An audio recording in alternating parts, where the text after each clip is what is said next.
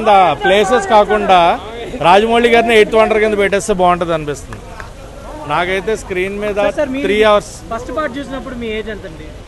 First part చూసినప్పుడు నా age ఇప్పటికి 10 ఏళ్ళు వెనక్కి వేసుకుంటే 27. ఓకే, ఎలా అనిపించింది మీకు ఎపిక్ చూడడం? ఫస్ట్ పార్ట్ టికెట్స్ కోసం కొట్టుకున్న మర్చిపోలేని జ్ఞాపకం అన్నమాట అది. నైట్ అంతా కూర్చొని టికెట్ల కోసం బుక్ మై షో దండయాత్ర చేసాం నిజంగాని. 2 టికెట్ల కోసం దండయాత్ర, అది గుర్తొచ్చింది. అండ్ సెకండ్ పార్ట్కి ఇంకా హెవీగా ఎవరిస్తారు టికెట్లు, ఎక్కడ దొరుకుతాయి, ఎలా వెళ్ళాలి, ఏం చూడాలి అనే పాయింట్.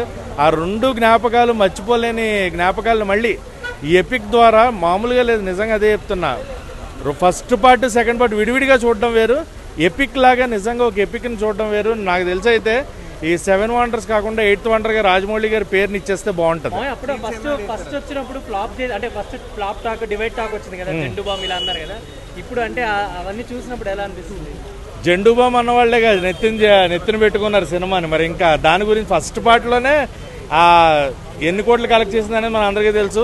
అలాంటి సెకండ్ పార్ట్ 1800 కోట్లు నాకు తెలిసి 2 కలిపి. కాబట్టి ఇది ఇంకా ఎక్కువ చేసేయండి. 3 గంటల 40 నిమిషాలు ఎక్కడ బోర్ కొట్టలేదు. 2 పాటలు మనకు తెలిసిన కదే, మన అందరం చూసిన కదే. ఎక్కడా కూడా మనకి తెలిసినట్టుగా చూసినట్టుగా కాకుండా కొన్ని కొత్త సీన్స్ని యాడ్ చేసి అరే ఇది మనకు తెలుసు కదా అనిపించినా కూడా హై మూమెంట్ మనకు ఇస్తున్నారు చూడండి. అండ్ రాణా గారు యాక్షన్, ప్రభాస్ గారు, శివగామి, మనందరికీ కూడా రమ్యకృష్ణ గారు ఆ పెద్ద కళ్ళు, ఆవిడ లుక్, ఆవిడ అమ్మవారి రూపంలో చూసి మనం ఇదైపోతాం. అలాంటి శివగామిగా అప్పుడు చూసినప్పుడు ఎలా ఉందో అదే హై మూమెంట్. అండ్ అనుష్క గారు, తమన్నా గారు, ఏది కావాలో నిజంగా చెప్తున్నా కదా, రాజమౌళి గారికి ఎంత ఇవ్వాలో అంత తెలుసు, ఎంత కత్తిరించాలో అంత తెలుసు. అంత కత్తిరించి ఎంత సినిమాను మనకి ఇవ్వాలో అంత ఇచ్చారు. 3 గంటల 45 నిమిషాలు బోర్ కొట్టకుండా 2 పార్ట్లు కలిపి చూసిన సినిమాని రిలీజ్లో కూర్చోబెట్టిన మగాడంటే రాజమౌళి అండి. గుర్తుపెట్టుకోండి, ఇది ఎవరి వల్ల కాదు, ఎవరు చేయలేరు, ఎవరి వల్ల క్రియేట్ చేయడానికి కూడా అవుతుంది. It was wonderful experience watching vintage Rebel Star again on theatre. And ఒక పెద్ద స్క్రీన్లో మళ్ళీ ఆయన వాచ్ చేయడం కూడా ఒక పెద్ద, అంటే ఒక మంచి ఫ్యాన్ మూమెంట్ అని చెప్పొచ్చు. ఆఫ్టర్ ఎ లాంగ్ టైం, అంటే ఆ లుక్స్తో, ఆ డెడికేషన్తో, ఆ పర్సోనాతో, ఆ ఆరాతో ఆయన చూస్తున్నప్పుడు it was really a fan moment. దేనికైనా ఖర్చు అంటే సినిమా చూసిన దానికి మళ్ళీ ఖర్చు పెట్టడం ఏంటి అని అనుకునే వాళ్ళు ఉంటారు. బట్ ఇటువంటి కట్అవుట్ కోసం పెట్టచ్చు అని చెప్పి వచ్చేసాను. అండ్ PCXలో కూడా ఎక్స్పీరియన్స్ వాజ్ నెక్స్ట్ లెవెల్.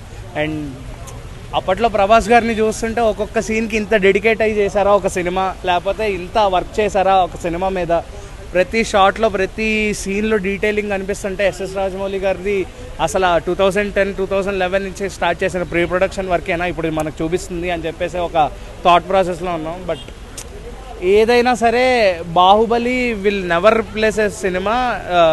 ఎంత మంచి సినిమా అయినా రానివ్వండి, కానీ బాహుబలిని రిప్లేస్ చేయలేదు. ఈవెన్ ఎస్ఎస్ రాజమౌళి గారు కూడా ఇంకో బాహుబలి లాంటి సినిమా ఇంకా తీయలేరు ఫ్యూచర్లో. సో బాహుబలి ఎప్పటికీ. అండ్ బాహుబలిలో ప్రభాస్ మాత్రమే, ఇంకా వేరే హీరోని కూడా ఇమాజిన్ చేసుకోలేనంత ఓన్ అయిపోయాడు. And life is going with Baahubali, ఇలాగే గో ఆన్ అవ్వాలి. అండ్ ఆయన ఇలాగే బాహుబలిని వదలకుండా ఏదో ఒక యానిమేటెడ్ పార్ట్ తీయాలని మనస్ఫూర్తిగా కోరుకుంటున్నాను. Thank you.